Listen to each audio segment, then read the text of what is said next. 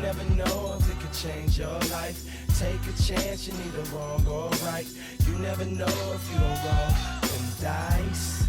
You better roll them dice. You never know if it could change. In the grim darkness of the far future, there are only deals. Come on down to the Rogue Trader Emporium for the best prices on the finest goods in the Imperium. We've got weird Christos, Xenos garbage, chunky weapons, forbidden artifacts that make you insane, and the ill-gotten plunder of 10,000 worlds and more. Hello, everyone. I'll just trade you 10,000 lobotomized serfs and the rights to 20 systems for the deals you have on the last remaining IKEA furniture in the galaxy in the year 40,000. It's a precious Arcanotech relic. It's flat pack, Rob. They don't have that in the future. They don't have that in the future. Everything in the future is made of big welded plates together and takes up, rivets, 10,000 cubic feet because there's arches. There is no simple Scandinavian design in the future. Everything Absolutely is not. High Gothic. We're talking about Warhammer 40,000 role-playing Rogue Trader. This is by Fantasy Flight Games, which is out of print, basically essentially stripped for parts, saddled with debt by finance, and gone. I think it's still around, but like many of the beloved Fantasy Flight properties, like Star Wars, Armada, X-Wing, are all been sunset in the name of finance capitalism of beautiful profit, yes. which is the theme of this game. A Palpatine voice, ironic. This is Dungeon Master of None. I'm Dungeon Master Matt. It is very funny. I think what has happened absolutely fits with the theme of this game. Bravo, Asmodee. So this is a role-playing game system. It's all falls under the big aegis of Warhammer 40K roleplay, which was launched in 2008 and ran for about 8 years until it was sunset, destroyed, stripped for parts. However you want to describe what happened to Fantasy Flight Games, and under that aegis are this was back when there was like maybe a move from GW to bring some of their licenses back and then give them back out. So this was a previous financial intra corpo drama than the latest round. Oh, right. Sorry. I should have clarified because there are so many finance capital monstrosities related to Games Workshop that it's you have to specify. But yes, they're always being weird with their rights and licenses and giving them away too much, not giving them away at all. They're with another company, Cubicle 7, which we may have time at the very end to talk about this. But for, as Rob said, for 8 very interesting years, there were a ton of Warhammer 40K role-playing games of various types and a ton of supplements for them. Yeah. If you've ever been to your, friendly local gaming store, you probably have seen a bunch of these in the bargain bin or, cast off section. But there's, there were 5 major books, right? Yeah, it started with one called... actually, should we back up very brief introduction? We're 40,000 years... 40K. in the future, and everything sucks. There's space fascism, space religion, space elves, space orks. It's all like a little silly and over the top. The scale is crazy. There's endless war between, our big dad. We have a big dead dad who is the emperor, right? And he has a bunch of sad sons who like to call each other brother. And Brother Rob, these brother space marines fight each other all the time, including demons and orcs and stuff like that. And it sucks to be basically everyone in this setting, right?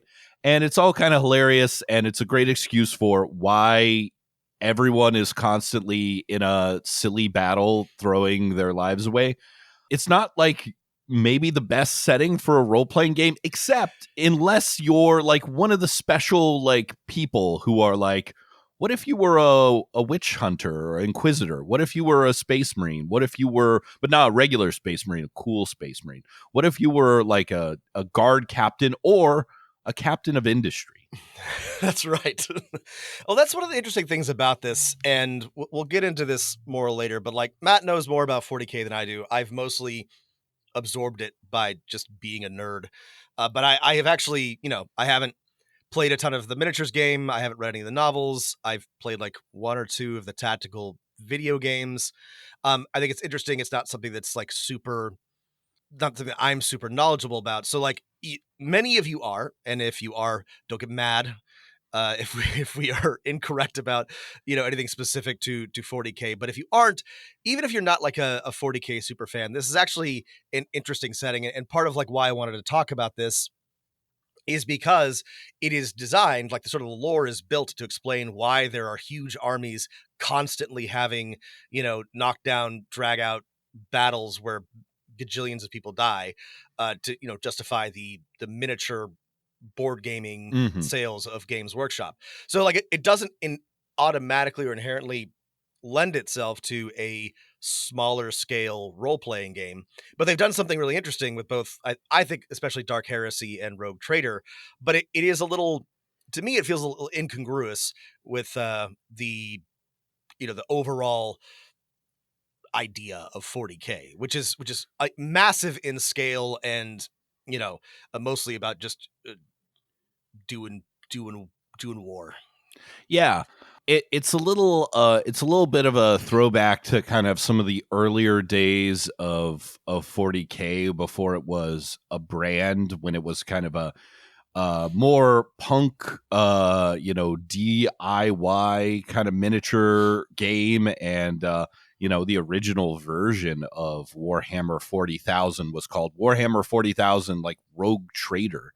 And that's right. The game what one of the guys, wasn't he like working on like Rogue Trader as like a separate space combat tabletop game? Yeah. or a related one, and then it all got rolled up into Games Workshop 40K. And Games Workshop decided that actually the more interesting or profitable part of the game was building, guys in armor or, people to fight each other, or space orcs and stuff like that.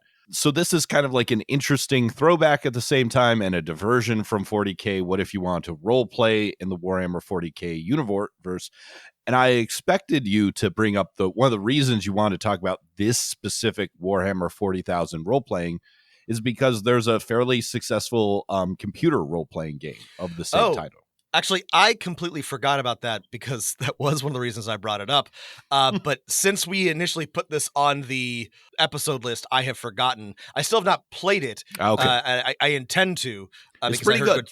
I heard good things about it. But it's by Owlcat, who is known for their Kingmaker, Wrath of the Righteous role-playing games. Incredibly detailed, incredibly buggy, incredibly crunchy role-playing games. Very crunchy. Sorry, Matt, that's really funny because I completely spaced on that. But yes, that is another reason why I wanted to bring it up. And part of what's relevant about that is the reason why I think they made Rogue Trader the video game is because this is the sort of like the most popular iteration of Warhammer 40K role playing. And which is interesting to me. I would say it's the best one. I think maybe Dark Heresy sold a little better, but in like retrospect, this is like the easiest one, right? Dark Heresy is all about like hunting chaos cults and demons and the enemy within the empire, and it can be like a little difficult to set up. Rogue Trader, just to give you an idea, a big galaxy picture of the setting, is you're the captain of a ginormous spaceship, and you alone in the Imperium have the freedom to kind of do what you want, and your job is like, I don't know, get even more rich. You're already rich. Make money. Play the great game. And it's kind of neat. It's a little this happens with a lot of things with Games Workshop 40K, I think. But like, they came up with a cool name / idea and then sort of like worked backwards from that, because Rogue Trader, in the context of, the Imperium and Warhammer, I don't know, sounds like something the Emperor would, order destroyed immediately. But it's actually, they're these sort of like free captains of industry and belong to great houses and have, special kind of licenses, letters of mark-ish to trade and kind of do whatever they want, and they're independently powerful and operate on the fringes of space, which is a pretty cool like sort of conceit and idea for a role-playing game, but sort of out of step with the space fascism part of the Imperium, which dominates discussions of the Imperial Guard and like the Space Marines and all that. Right. Instead of being part of space fascism, you are tongue-in-cheek part of space hyper-capitalism. That's right. But it's also like techno-feudal hyper-capitalism. No problem doing all of these at once. Right. And if a normal person is like, well, talking to aliens is illegal, right? Touching arcanotech, if I'm not a blessed tech priest, is illegal, and I'll be, shot. Also, like, I live in a giant hive city and never see the sun, so Right. so these aren't really concerns for me. But rogue traders have a special dispensation, a writ of trade that they can break all the rules, right? As long as it vaguely, furthers the Right. goals of the Imperium to one degree or another, it's fine. You can do whatever you want. You can go hang out with space elves and enslave a demon and trade a couple worlds with the Tau. As long as it eventually gets the Empire a little bit farther in the stars, it's all fine. Yeah, and your crew in this game, or one of you specifically, is probably a rogue trader. They don't have to be, but you're like a combination of the East India Company and a pirate captain and a smuggler, but also like a noble lord. You have a lot of power to decide like what you want to do and like how you want to pursue it, which is neat. But there's also like a lot of good like hooks and grooves and things to sort of push you in the right direction. So I don't think the decision making about like how you want to be a rogue trader is overwhelming, but you have a lot more liberty than just about anybody else in the Imperium.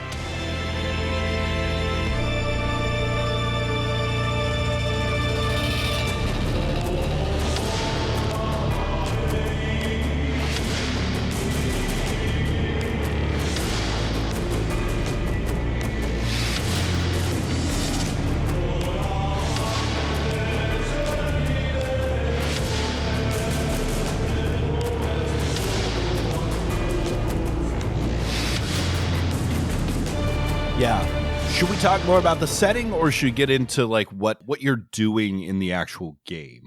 Well, there's so much 40K lore, we could talk about that forever. There's but let's 40 talk years of 40K lore, so let's talk a bit about like the narrower focus of Rogue Trader, which is one of the things that I think makes this work as compared to, like, we'll talk about the Cubicle 7 game at the end, and just why having a bit more focus, I think, is why Rogue Trader is a little bit more successful. But you don't have to be, but this is focused in a specific part of Imperium space, right? The Coronis expanse. Yes. And which is, again, the scale is enormous. It's a, enormous chunk of an enormous empire, but there's a little bit looser, a little bit out on the edge, further on the edges. And it's only like 10,000 stars or something, like, or 40,000 stars, right? It's just out of 200 trillion in the galaxy itself. Yes. Yeah, and the scale is also, so it's focused, but the gameplay is set up so that it's you could do whatever you want, right? You have, in a lot of role-playing games, you start as the weakest of the weak, the lowest of the low, right? In Rogue Trader, you already have not just like a spaceship, not like a Firefly like piece of junk. You have like a 3-kilometer long spaceship that, if you want, can probably blow up a planet or whatever you want it to do. It's got a crew of thousands of people who've probably not even ever met you, right? It's a skyscraper in the sky, a big gothic skyscraper. And the suggestions for the player characters is like, your heads of departments in this, right? Maybe you've served the rogue trader dynasty for decades, or you're a new arrival, right? You're a fancy tech priest, one of the, Dune-like scions of the navigator houses, a captain of the guard or the kind of imperial navy, or like a fancy tech priest who is one of the few people who has learned a couple lines of C++. Yeah, and the scale is notable, right? And you're not some scrub. And I, if I understand it correctly, this is written so that if you want to come from Dark Heresy and then pick up as a rogue trader, sort of like advance your character that way, you can do it. But you're starting midway through your PC's career where you have power and resources. And well, so it could be, and this is, I think, a lore thing that is tough to grasp. It could be the beginning of your career. It's just the galaxy is so vast and so big, and you were born or through luck, acquired one of these writ of trade. So even if you are a level, a starting character, you are still like one of the 0.1% most powerful people in the galaxy.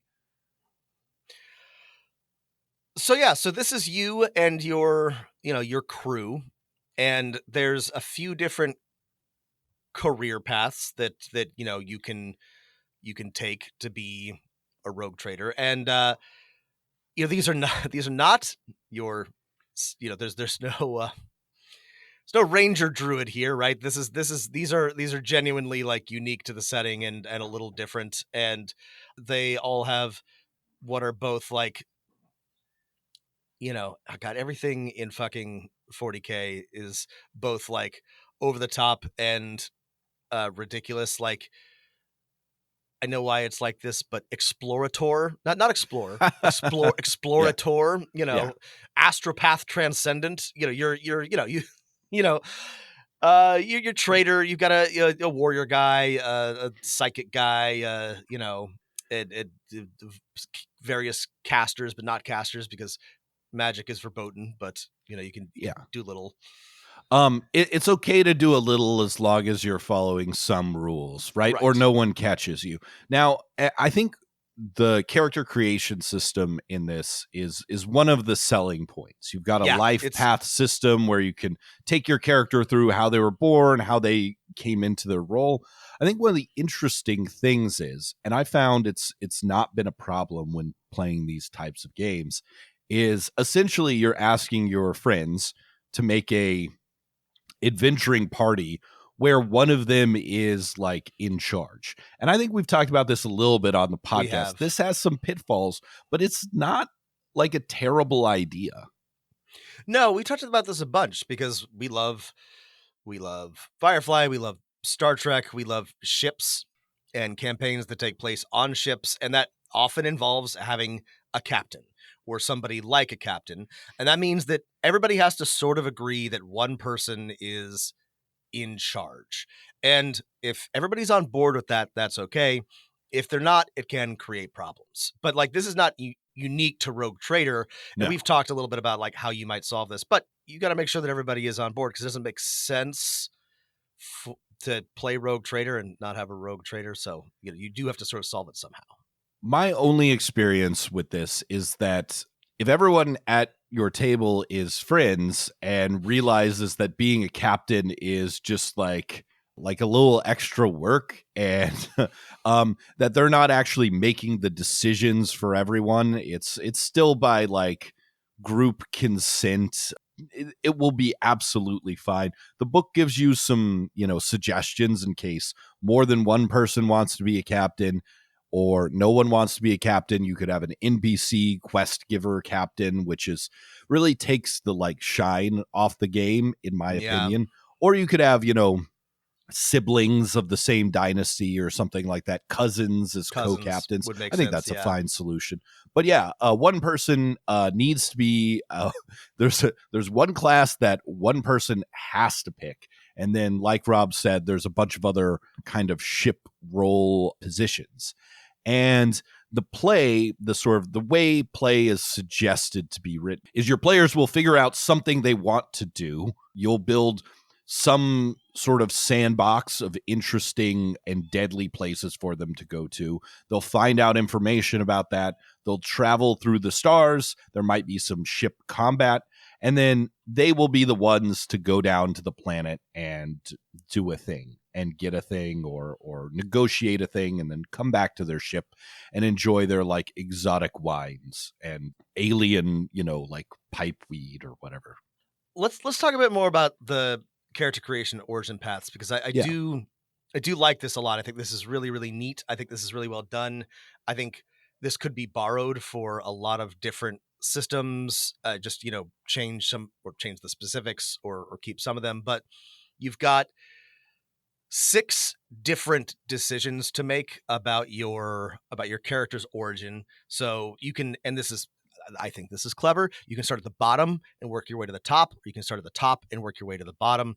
But it's your homeworld, birthright, lure of the void, right? What takes you to the stars, your trials and travails, your motivation, and your career. So, right, you can start with your homeworld or your career, and then this is neat. I like this. I think this is clever.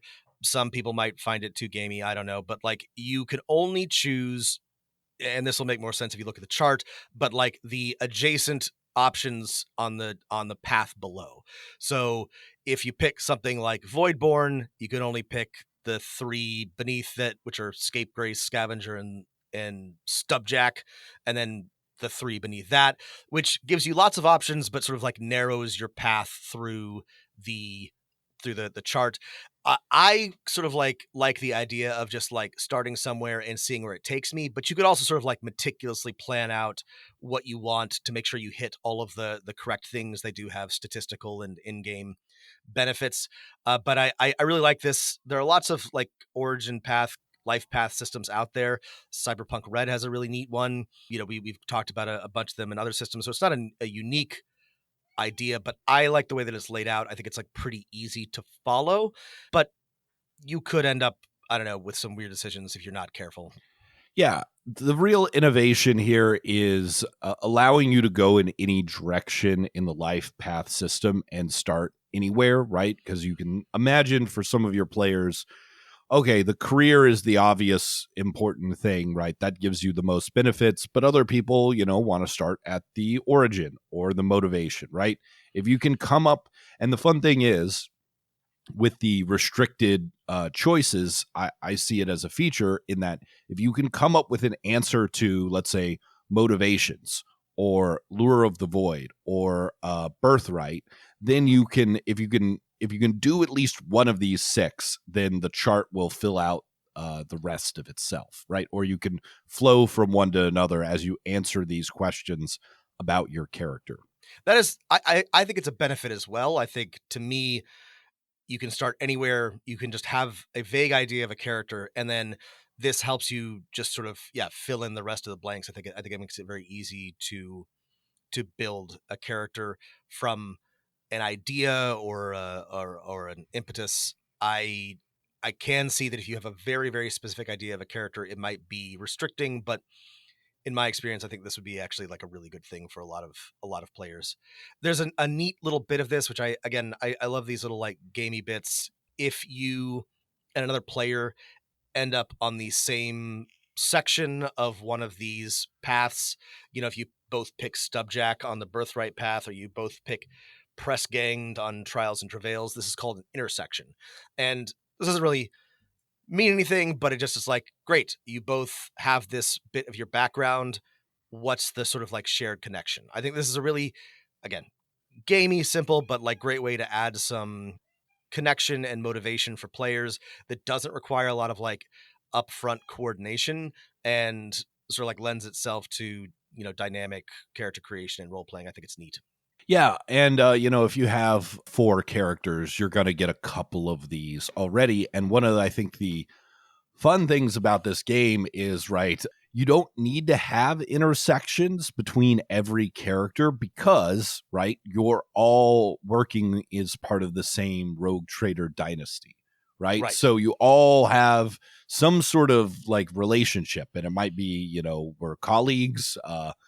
This character is my boss, etc., etc. So yeah, the intersections are icing on the cake. And I suppose we should talk about the actual dice system that you're building with these characters, which is, the standard kind of building off of what was set by basic role-playing and GURPS and Warhammer Fantasy role-playing. Fantasy Flight Games, 40K, all use the exact same percentile-based system that has both attributes and skills. So each of your attributes will give you a number. You roll under that number, you have a success. Skills add either 10 or 20% to your number depending on their level. You can adjust the number up and down based on the difficulty or ease of the task, right? They can up it and down it, and then everything based off of that gets really fiddly and detailed. Yeah. Well, this is a standard percentile roll under, and there's a couple things about this I think that are potentially a little confusing. The other sort of clever thing about this to me is that you only need 2d10, right? You've got one for 10s and ones for ones, but then you can also roll your 2d10 for damage or 1d10 for other certain checks. It's a good economical use of dice. You only need 2, but they can serve a lot of different functions. I find the language used around this to be potentially kind of confusing, because if, it says you roll with a plus 10 bonus, I and many people might think that you are adding to your roll instead of adding to the number that you are, trying to roll under. And the same thing with penalties. This is, again, I mentioned this in our dice episode. I have a brain problem with rolling under. I just like it is counterintuitive to me. But it makes sense. You get a bonus, that means you up the number. Perfect. It does make sense. I'm want to sort of signal that sometimes the language is imprecise, and I would I think it could be more standardized to make a little bit more sense with when sometimes they're talking about like what you add to what, but the math is good on this. The numbers are good, and it makes a lot of sense. It's very crunchy. It's very fiddly, but it does allow a lot of fine tuning when you're trying to, improve your character or achieve a certain result, or for you as the GM to adjust difficulties.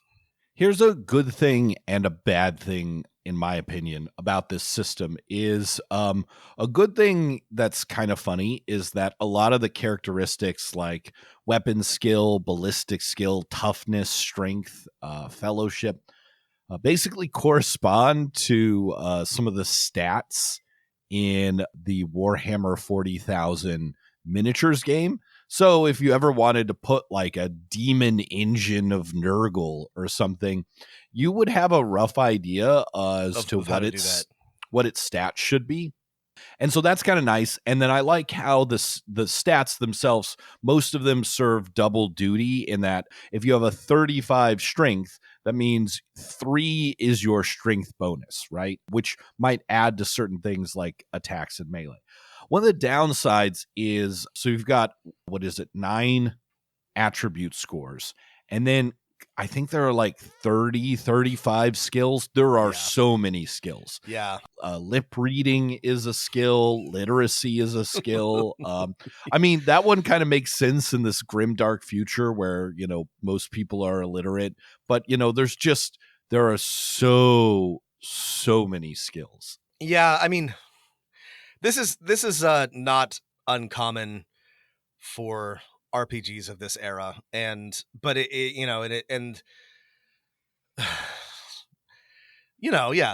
there's things like contortionist and carouse and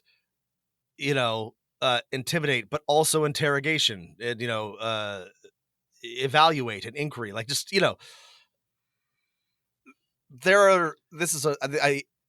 in these games with 50 different skills which cover everything, I find that this is often a difficulty as a GM because you are often trying to find opportunities for players to use skills that they have put points into, which are very, very narrow applications, right?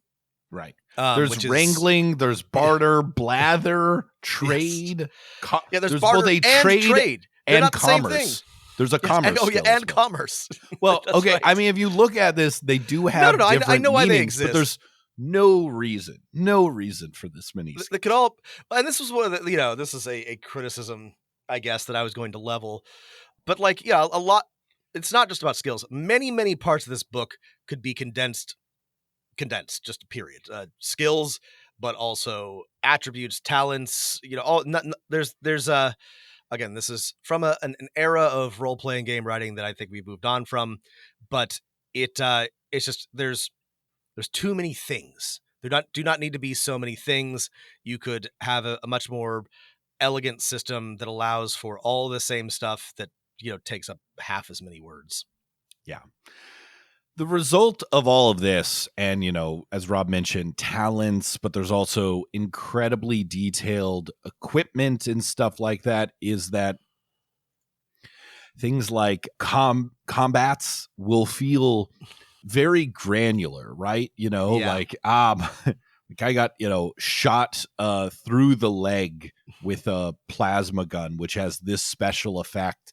And then when I go back to the ship, I'll get this cybernetic to replace it. And, all these kind of like fiddly bits that really make your character feel like a, disgusting, weird, rejuvenated rich person of the far future that has a big floating skull with a computer in it that talks to them. All the things that you sort of see in Warhammer art, like they are very felt.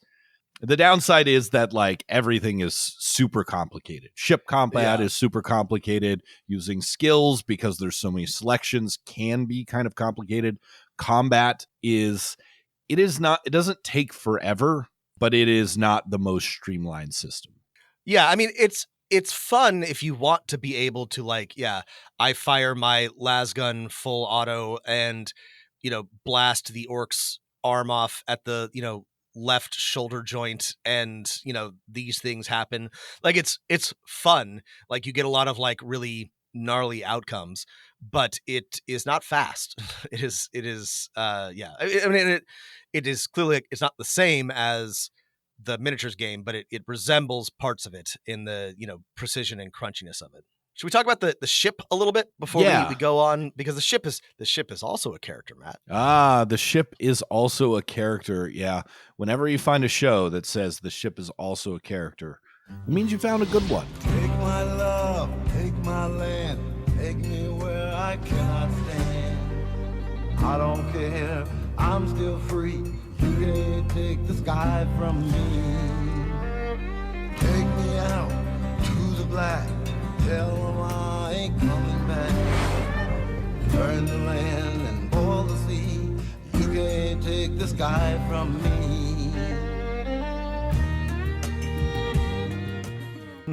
In my opinion. You have this giant floating warp vessel that you must have a navigator, which have their own special rules that to pilot through the immaterium or warp space.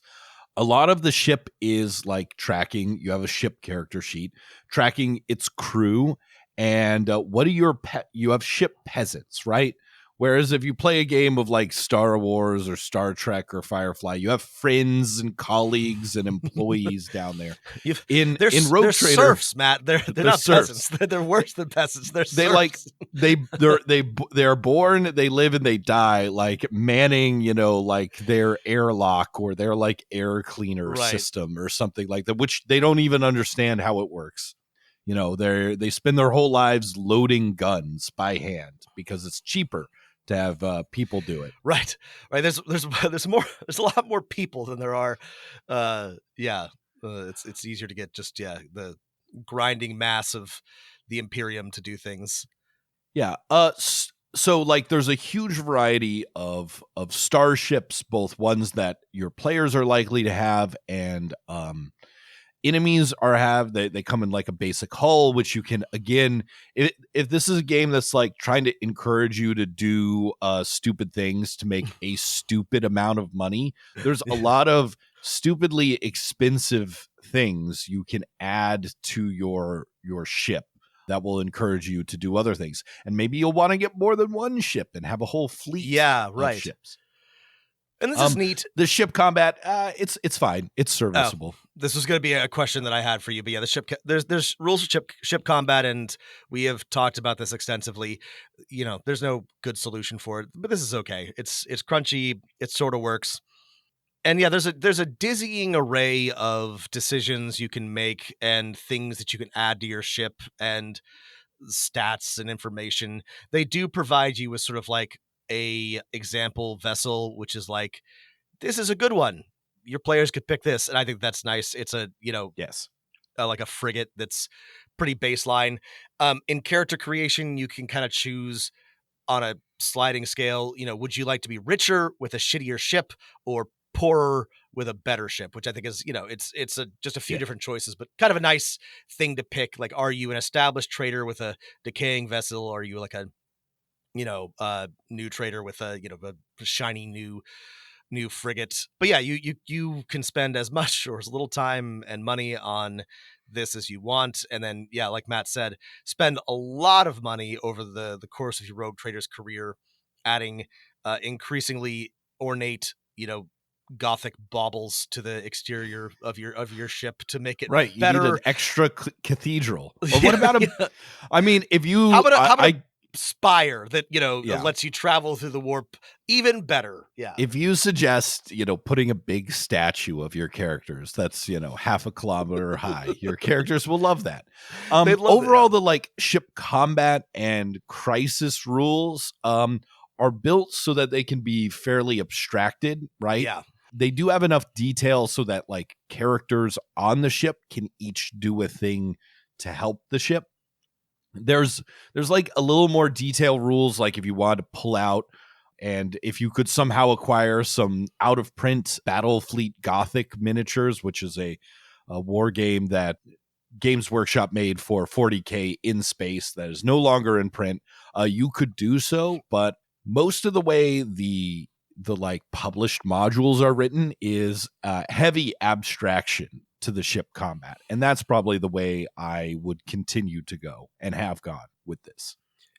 There's another neat part about this, and I really like, that plays into the ship as a character thing, where you have to select or you have to roll for two different complications for your vessel. One is everything is old and everything is broken and imperfect and weird, and one of them is the machine spirit, the technological magic brain, whatever. It's not AI, it's just a large language model. That's right. That runs your ship. You pick an oddity, and these are things like it's, wrathful or rebellious. And, these small bonuses or penalties or just quirks. And then the other one is like your ancient vessel, like what's its past history? Was it built on, on Mars in an ancient past and has an, archaeotech component? Or like, was it wrested from a space Hulk and fashioned into what you've got? These are small things, but they give like character and personality to your ship. One nice thing, like Matt said, about similar to your individual characters, your ship will feel unique and weird and different. You're not going to have two that are exactly the same, even if they are the same like chassis, which is cool. That's like neat. There's a lot of like independence and uniqueness and distinct character to everything in a game like this. Yeah, it really fits the 40K vibe of everything is so old that even the things that were mass produced are all unique at the end of the day, right? And just as you should always say the litany of barrel cleaning when you get ready to like fire your las gun, you should also say some litanies of praise to your ship's computer. Yeah, so it's neat and also very, very fiddly and crunchy and complicated, but it does make it all feel very distinct and play into the vibe of 40K.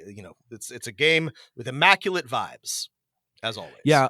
And I mean, the ship also can, there's only a little paragraph here, but I think it's a good one and one that you will want to use, which is adventuring aboard your ship. Like, after you go on some adventures, like your ship picks up a weird thing from the warp, or there's some of your crew have started worshiping one of the characters as a god, and that's heresy. You're going to have to go down and deal with this cult that thinks that your rogue trader is the Emperor Reborn. Otherwise, you're going to get in trouble. These kind of fun things where like the ship itself is a place of mystery, exploration, and adventure. Because again, remember, it's a giant, like 3-kilometer long cathedral in space and is filled with all kinds of nooks and crannies and people you haven't met. Tens of thousands of them. Should we talk about, we talked about the dice and resolution, but, playing the game, tests, and how you fight and things like that, the nuts and bolts of Rogue Trader.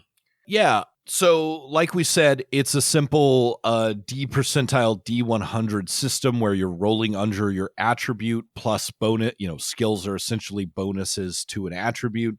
You as the dungeon master are given a ton of detailed guidance on raising and lowering this difficulty, usually lowering it. It's a very punishing as written system. In combat, there's sort of a regular like action system where you have either a full or half action, and the combat's like very detailed. Like, do you want to take cover? Do you want to aim before you shoot? Like, all these things have consequences, right? Rob mentioned going full auto. There's exact rules for all of these things. Yeah, and if you or your players love choices in combat, there's a chart of 20 different, combat actions you can take, which, this says advantages and disadvantages. But if you want to get really, really precise, like that? Yeah. Then you'll love this. How combat goes, you have all of the tools that you need. One quirk of this being a percentile system based off of Warhammer 40K is everything in this game is a skill test, except the two things that, will come up fairly often in a game of far future violence, which is like shooting and hitting things, which are a special attribute, right? Weapon skill and ballistic skill, not skills. So it adds a further wrinkle. It sort of makes sense in that, like, you can't just, because skill increases are fairly cheap and there's no skill for weapon and ballistics skill. They're attributes. I'm going to come out and say that I hate this. I understand why it is done this way. I don't like it. It irritates me from like a game perspective and like a just verisimilitude. There has to be a better way to do this. But yeah, you have attributes, not skills, that determine how good you are at either hitting things or shooting at them. It works. It feels very clunky to me. Yeah, it's also like you're in a like mid-aughts role-playing game when there's detailed rules for exactly how much a character can lift or push or drag, or how far their standing high jump is versus long jump. Like, this is not a game that is really about that kind of stuff. To me, it's insane that we have these rules, and you can't just say as a dungeon master, you don't need a check or you should make a strength check. Like, it's crazy. It's crazy. It sucks because a lot of those detailed rules cut out some of the really my favorite parts, which is the talking about the enemies and adventure locations you will meet in the Chronos Expanse, right? Which the game has done I think a decent job in the core manual to not only give you a sandbox to play in, but like a starting adventure to introduce you to said sandbox.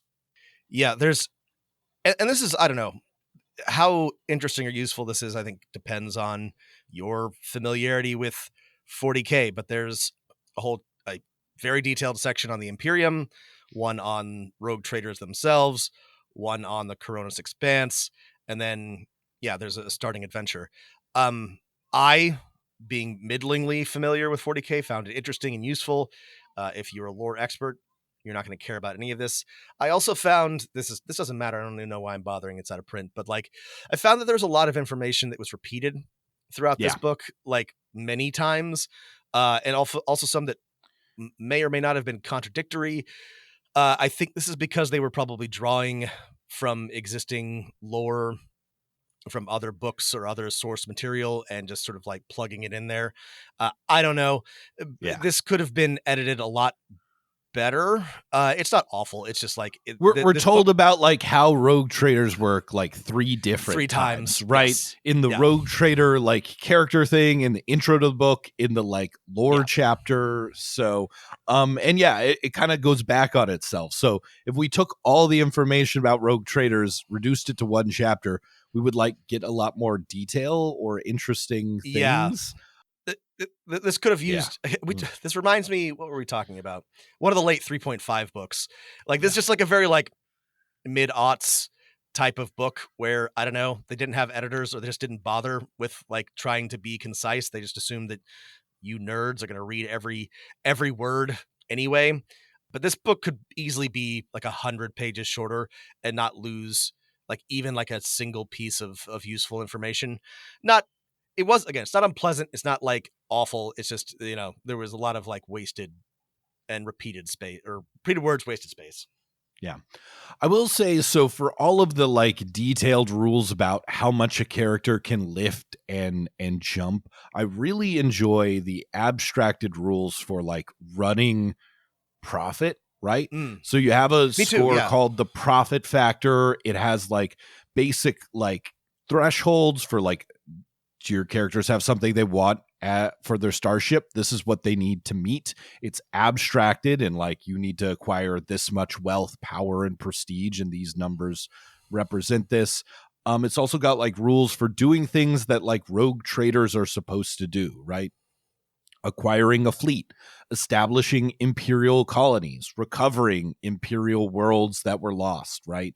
And kind of like some loose guides for that. I think, however, the details, the kind of gazetteer on the Chronos Expanse, I wish it was twice as long, but what we have is, I think, a great starting point for like, all right, here's a map of space. Where do you want to go? Who do you want to mess with, right? It's the right mix of, here's some established authorities. Here's the edge of those authorities. Here's the things beyond that edge, right? Yeah, there's a ton of hooks and areas. There's maps and art. Like one of the great things about this book is that at every point there's what I consider to be really good adventure hooks, just something that I as a GM could easily work with. Lots of sort of like vaguely drawn in parts of the map with, here's a mysterious thing that happened here. Here's a horrible massacre that happened here. Here's a dead planet that, we don't know what exactly destroyed it. Here's an extinct Xenos civilization. Like, okay, this is the stuff I love. But yeah, all of these would make a terrific adventure. And that's, without getting into the actual like adversaries and factions and like deliberate hordes that you could go after. Like they've given you a ton of stuff to work with, and I agree with Matt, the Chronos Expanse itself, that part could be even longer, but it's there's a lot. The starting adventure is also, it's not the most brilliant starting adventure. It's basically go find a thing that is valuable, and there's, oh no, another rogue trader interested in it. You'll run into some enemies along the way, have to like, recover this mysterious alien artifact while dealing with a psyker from an enemy following your trail. There's like a little space combat, a couple of planet explorations, some negotiation. While not brilliant, it's perfectly serviceable as a first adventure. I liked it. It's pretty straightforward, but it does what I think all starting adventures should do, is sort of like hit all the important parts of the game you're going to play. So there's a little negotiation, there's a little exploration, there's a little bit of haggling, there's a little bit of dealing with other rogue traders, other interested parties. You fight some orcs. You solve some puzzles. There's a pretty neat. I thought the sort of like the climax was neat. Your players are getting a fight with your rival's lieutenant on the ground while your rival attacks your ship in the sky. It's a very like cinematic, finale to a pretty standard find the hidden treasure adventure.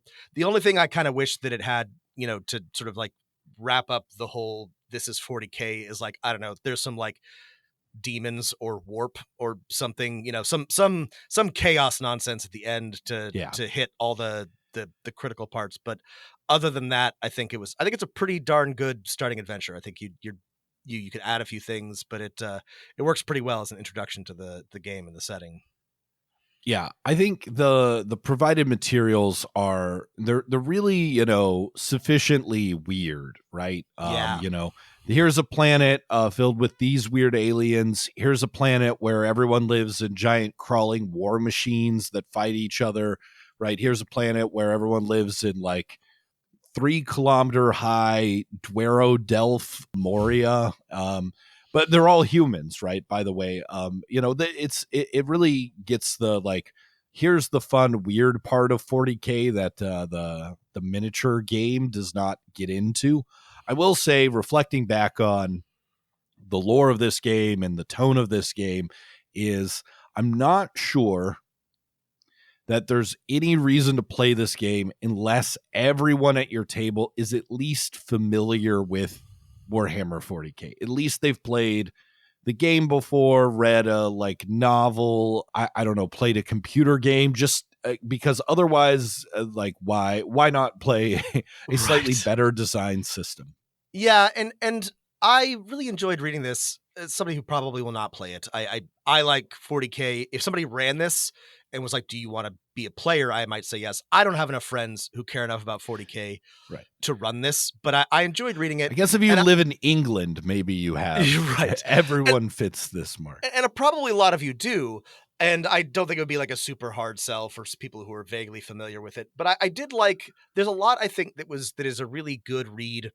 If you are interested in a lot of the stuff that Matt and I have talked about before, if you like a Firefly style game, or you like a ship, like even like a pirate campaign, like there's a lot of structural stuff here that I think you could borrow and like file certain elements off of. Like there's a lot of good ideas. I think this is one of the best, genuinely, in my opinion, one of the best versions of like that kind of campaign. Like you're a crew, you're doing missions trying to get richer. Like I think it's a really, really good, like mechanically and thematically, weirdly enough, right? Because you wouldn't think that 40K would work so well for this, but like it's just really well written. I think that, like you said, the profit system works really well. I think that the way that the sort of the crew works together, the ship is integrated. I think it's very easy to put together a campaign and like, here's all these different things you can do to get rich. And I think it works really well for that. It works really well, especially like, I mean, my ideal running this would be like, all of my friends have played the Owlcat Rogue Trader game and they're excited to all do one together. I would be like, that would be perfect. And I think the like tone like works best where it's like our family's monopoly on the rare Xenos fruit limoncello digestif liquor that we all enjoy so much, each sip of which costs the equivalent of a city.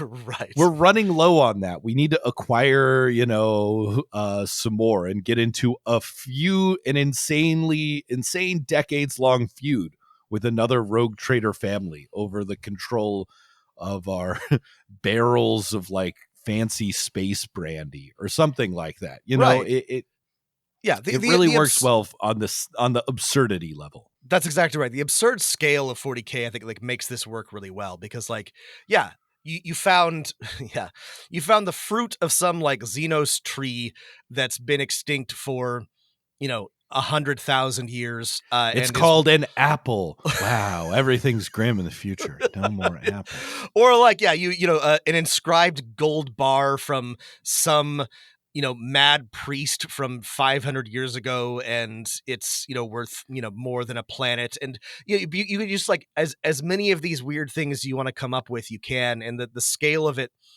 makes it really easy to just come up with ideas, and your players cannot conceivably become rich enough to like really make a difference or really impact too much in the Imperium, which means they can kind of just go nuts with building a fleet if they want to, or buying planets, or becoming miniature warlords, or they can just stay small and keep one ship and just spend all that money on fancy statues of themselves to bolt Right. to the outside of their starship.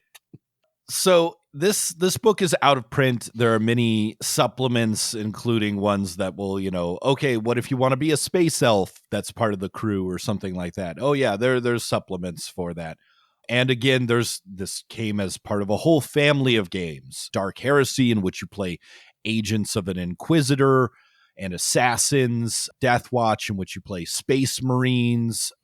Only War, in which you play a crack team of Imperial Guard human soldiers. But these are all out of print. You could probably find them if you look hard enough.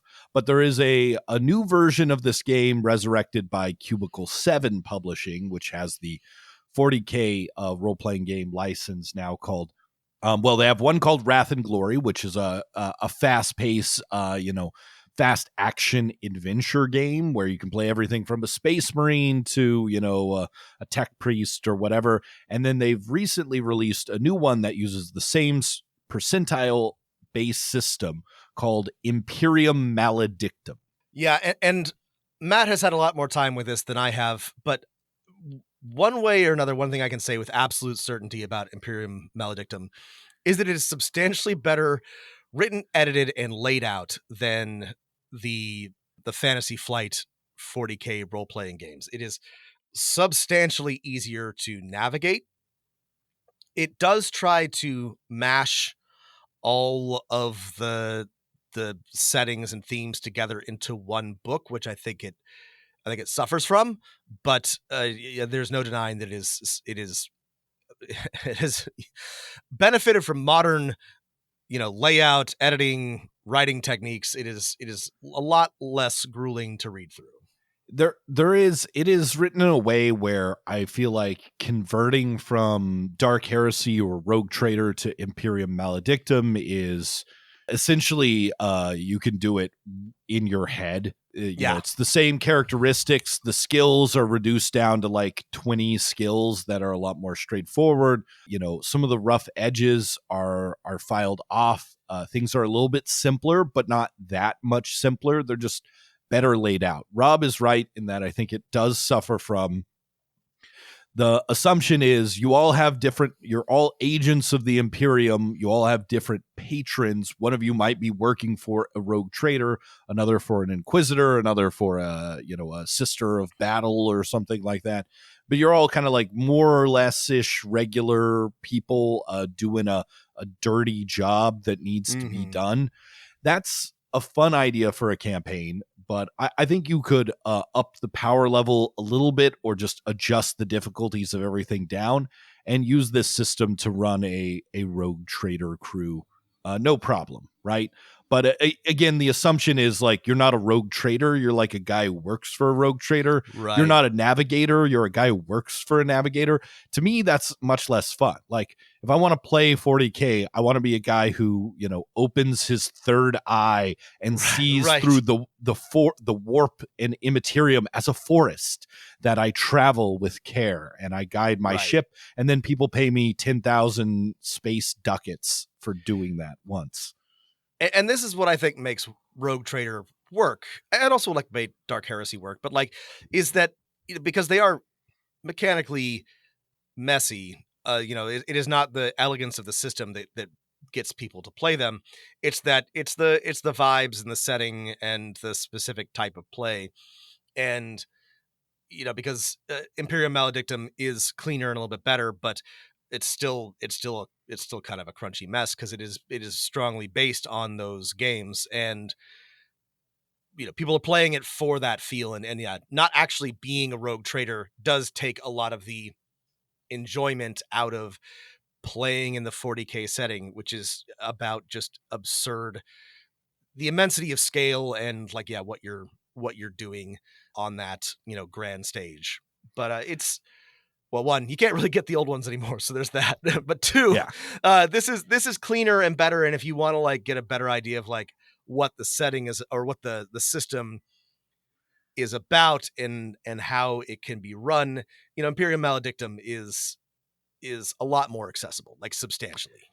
Yeah. The accessibility is a huge selling point. And again, if you want to make the characters all part of a rogue trader dynasty, I think you absolutely could and run this game. I think my like final gripe is that this was especially true when Rogue Trader first came out, but is still kind of true, is that like Games Workshop is a miniature game and they don't care about role-playing games anymore, even though that's how the company got its start.